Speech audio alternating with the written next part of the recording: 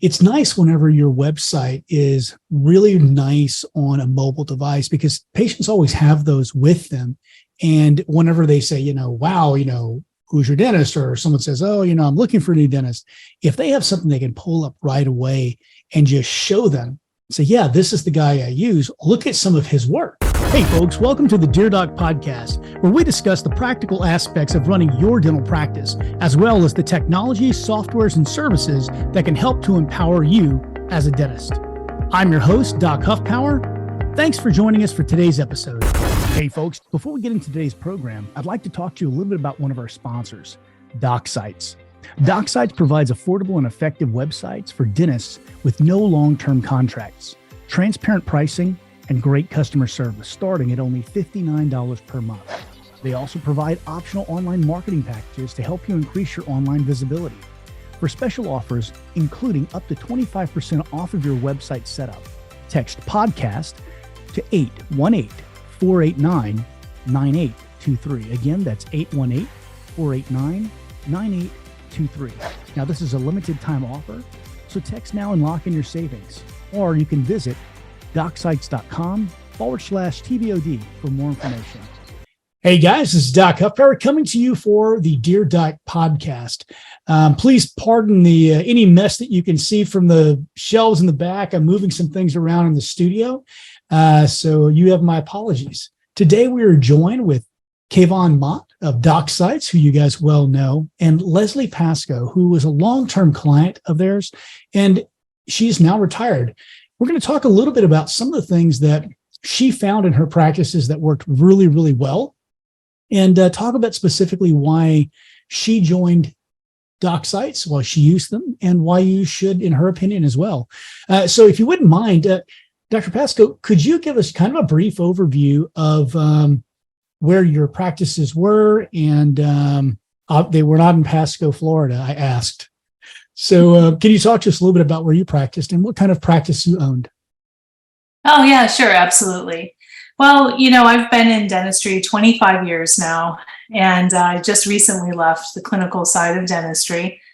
In that 25 years, I've seen a lot. When I started off with my dental practices back in 2000, I think I owned my first dental practice starting in 2003, something like that, maybe even a little bit sooner. Marketing and things like that, it was kind of taboo. Like as a dentist, you weren't really supposed to do those things. You were supposed to build your practice off of word of mouth. Right. That has changed dramatically, as we all know, in these last 25 years. And really to stand out in any business, in any type of activity that you do, you've got to put yourself out there. And that's something that I learned in that 25 years, is that if you want people to come and see you because you have a good service, a good team, a great office, you're going to have to let people know that you're there. And so, I started off with a small 3-operatory practice years ago in the Buffalo, New York area. And it was growing okay, but it wasn't until I started marketing and, utilizing direct mail, social media, internet, and all that other stuff too, that I really started to see my practice take off.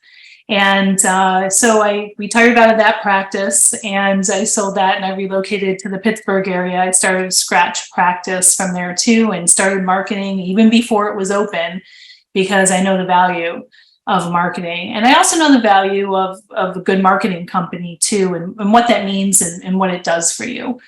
And I guess that's really my story in a nutshell. Just recently, I sold my practice and I'm retired out of clinical dentistry now. So I'm pretty excited about that. I'm going to spend more time with family, and who knows, there's maybe a few other things on the horizon. You'll all have to wait and see. You might take up photography and spend incredibly too much money doing it.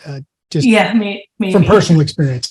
So talk to us a little bit about that practice that you did just exit and, your experiences as a recent owner, and talk to us a little bit about your exit. Did you have a private sale, a DSO sale? Did you sell to your associates? Talk to us a little bit about that. Sure. It was a private sale. My first practice in Buffalo, New York was a DSO sale, so I know how those go. This was a private sale to just a couple of guys that have other practices too, really good group of guys. And Yeah, I mean, the whole ownership situation, it's changed over these last few years. It's become more difficult, more competitive as well. And, it's really important to keep, I think this is where a lot of doctors lose it. It's really important to keep things steady. And my marketing campaigns in this practice that I just recently exited have been the same or similar marketing campaigns for the last 10 years. I own that practice, started from scratch 10 years ago. And that marketing campaign was the same thing, steady for that 10 years. And ultimately, that's what sold the practice. It was a well-known practice. It was out there in the community and recognizable. And what I would say to a lot of dentists who are considering of stepping back from clinical dentistry, bringing in an associate, or possibly selling their practice to a DSO or another group of dentists, or possibly transitioning it to their associate, is you have to have that practice very visible. And that's what makes it appealing to a buyer or a partnership opportunity. And if you don't have that, it makes it very difficult. That's some great advice. All right. So guys, we're going to do something a little bit different today, and I'm going to put Kayvon on the spot. Kayvon, you and I came up with a list of questions before we went on the air. Would you mind asking her the second one? Yeah. So I'm really excited because I always believe that online success starts offline. It's really a combination of like internal strategies and also external strategies. I'd love to hear, did you come in there? I mean, it was from scratch, this practice. So did you implement any strategies or like training with your team or front desk that got people to, let's say, like pick up the phone better, follow up on the phone better? I know there's so many elements, but I think, that's one area that's really important, the internal side, and then asking for a review. So I would love to know if there's any tactics, strategies, or lessons you learned about the internal marketing side. Oh, yeah, Kayvon, that's a good question. So, yeah, absolutely. Internal marketing is really what goes on inside your four walls. And internal marketing can be as simple as a smile from yourself or a staff member. That's internal marketing. It's creating goodwill and it's creating a good message. And that happens from the inside out as well as the outside in. And a lot of practices focus a lot on the outside in and forget about the inside out, or vice versa. And it's really important to have both of those in balance. So some of the things that we did, especially starting from scratch, is, yes, Kayvon, that's right. Training your staff is an internal marketing resource. And how to answer the phone, how to greet and seat patients, how to get them initiated into treatment, how to exit a patient after a visit. What do you say when you're bringing up taking pictures or applying fluoride? All that stuff needs practice. Just like as a dentist, we needed practice, right, Chris? To do a good crown prep or filling. And the more times we did it, the more certain we were about it. Yeah. And that's the same application I use for training staff. As we role played every action in every situation in the practice, from things that were expected to things that were unexpected, whether it's on the phone or in person with the staff, with a patient. So yeah, that interaction, that role playing, that connection, that's a big part of internal marketing, and training your staff to be able to handle that effectively and efficiently and feel confident when they do that. That sends out the best message possible. And despite, the great service with Docsites and the marketing with the internet and all the social media and the things I have no idea how to do, and that's why I turn it over to Kayvon and his group. Despite all that and direct mail and all that stuff, our number one new patient referral source was still word of mouth. And it's a combination of all those things, like Kayvon said, the internal and the external marketing that bring in the new patients. And doctors should be looking at those numbers, and they should be monitoring them regularly and always working to increase those numbers and increase them in a better way. I'd absolutely agree. Having a great website, particularly one that has a really good mobile presence, what I found is that for my practice, and congratulations on your success and your recent exit, by the way.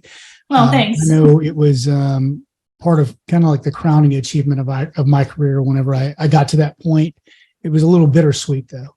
Yeah, sure is. Yeah. It's nice whenever your website is really nice on a mobile device, because patients always have those with them.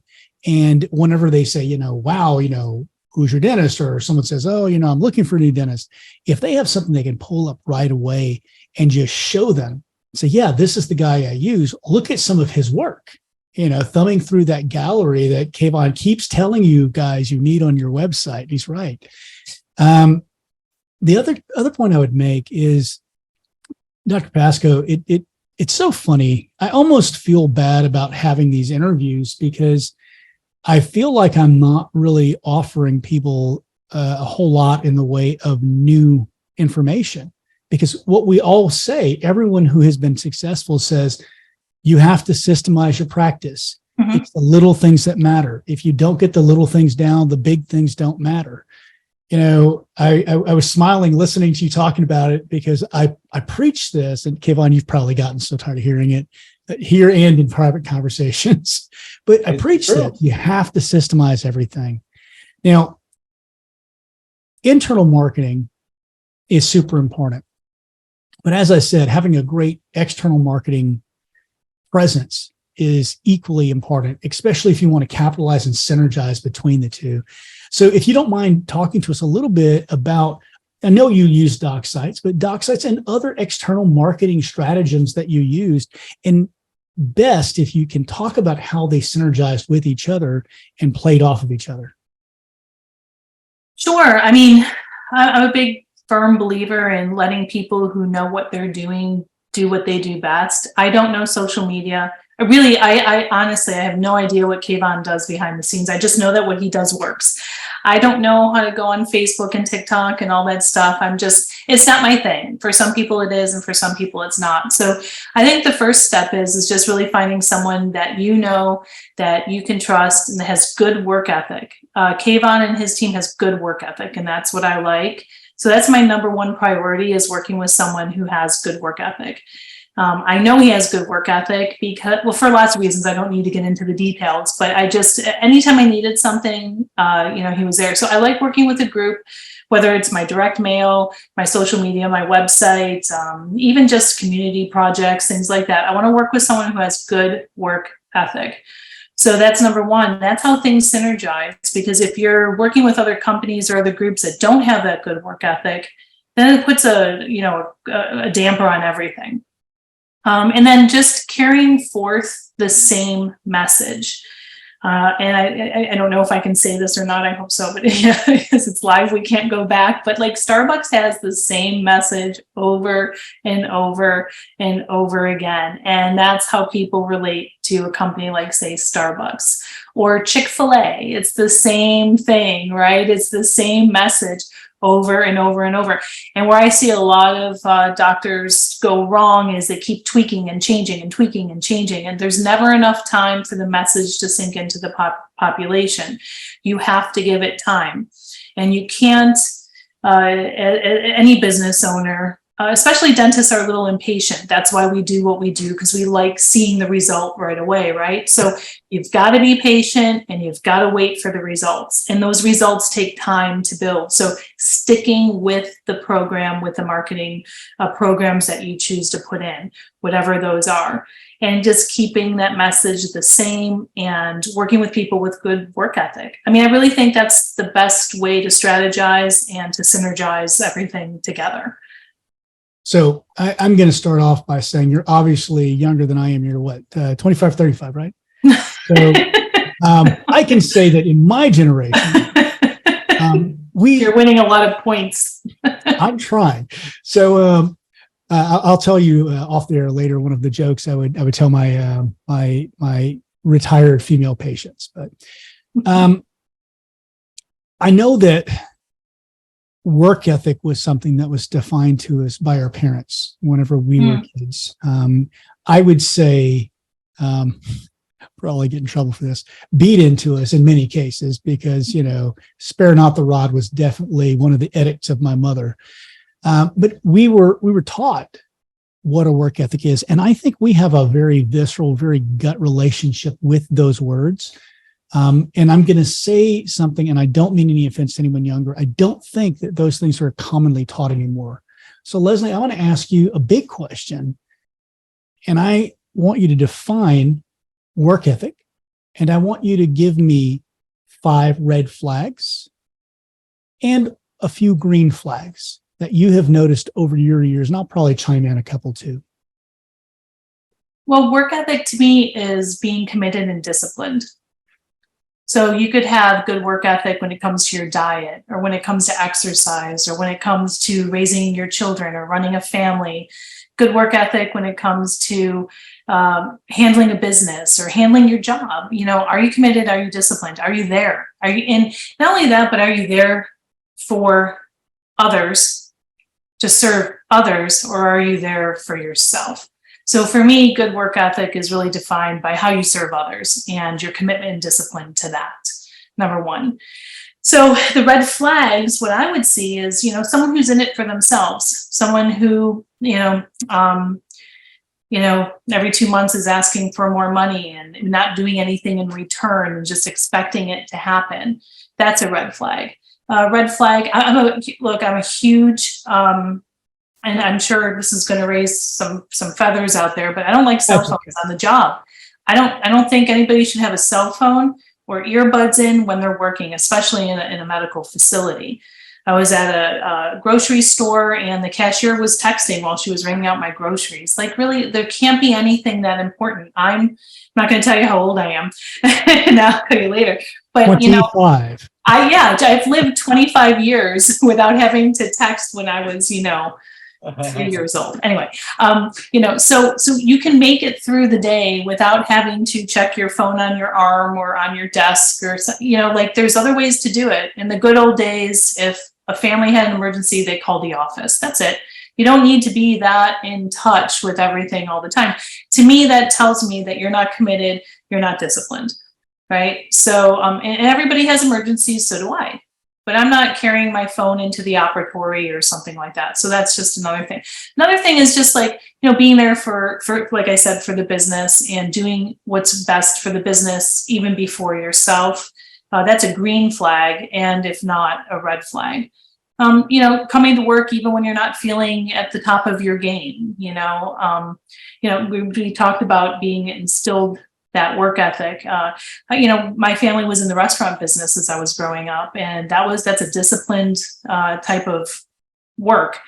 And it's a 24-hour a day job, especially if you have a restaurant that has, a bar in it or something like that. And, my dad was never home. When he was home, he was sleeping, and then he got up, showered, went to work, and that's where I learned work ethic from. I'm not saying it's the best way to work, because I learned good things from that too, which is to figure out how to get others to get things done, and I don't have to do everything myself. But that's how disciplined is someone, and how committed are they? Will they step outside their comfort zone? This is a green flag. Step outside their comfort zone to learn something new. I don't know if I quite got 5 red flags in there, but I think we all know what those red flags are to us and what our vision of work ethic is, and we feel it in our gut when we see it. So I would just say, pay attention to it.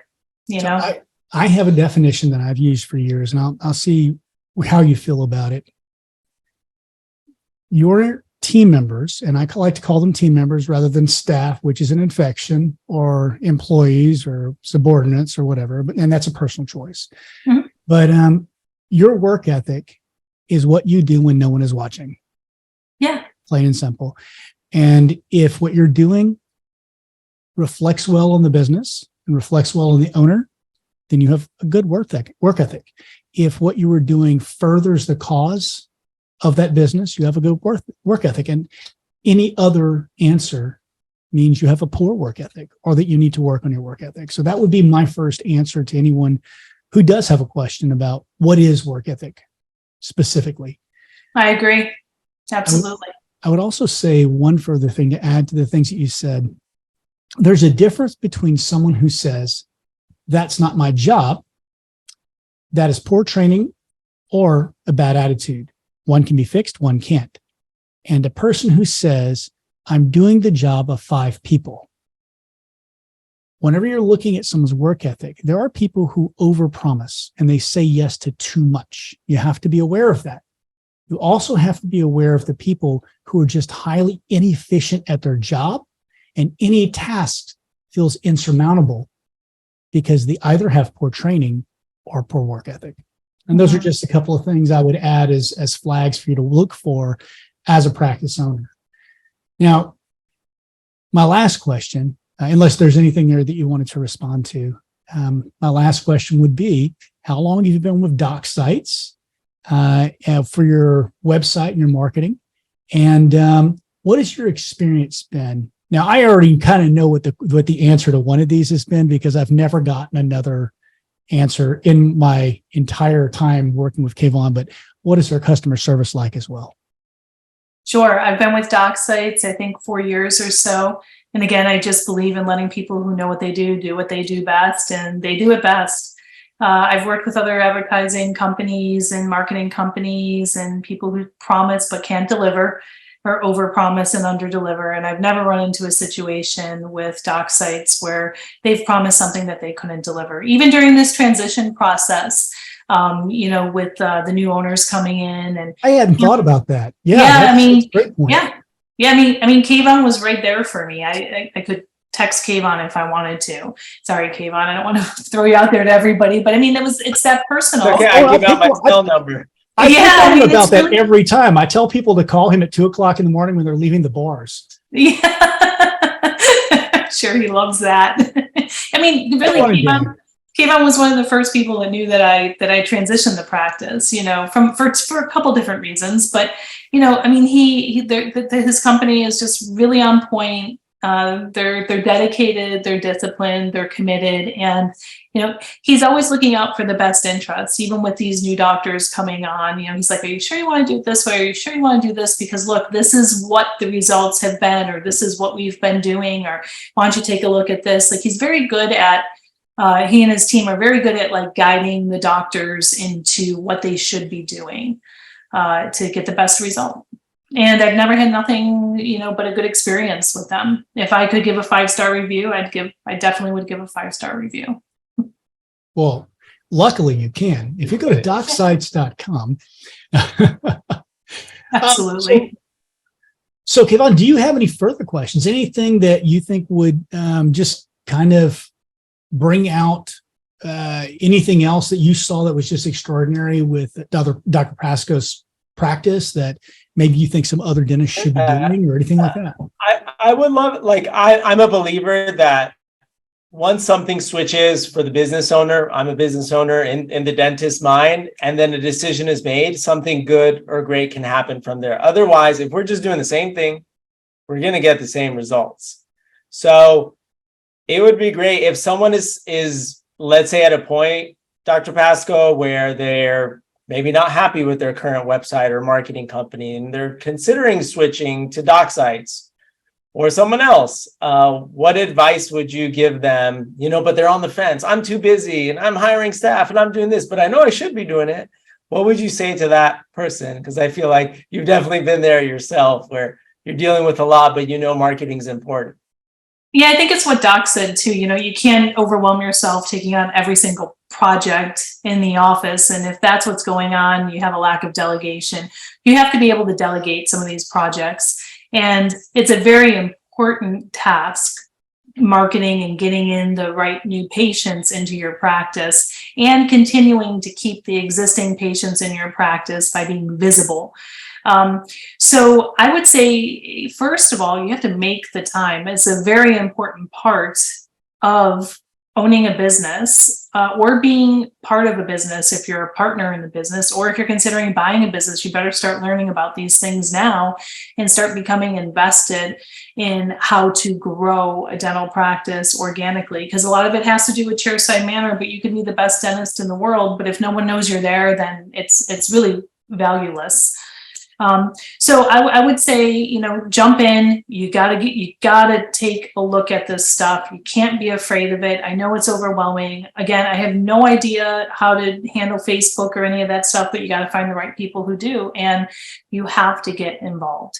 And if you yourself can't get involved, you have to find someone that you trust, like Kayvon and Docsites, who can get involved for you and manage it for you. Because I mean, the truth really is you can't do everything. And the doctors that I have, I've traveled all over the United States, and I've consulted all kinds of doctors, all kinds of seminars. I've talked to thousands and thousands and thousands of dentists, it feels like.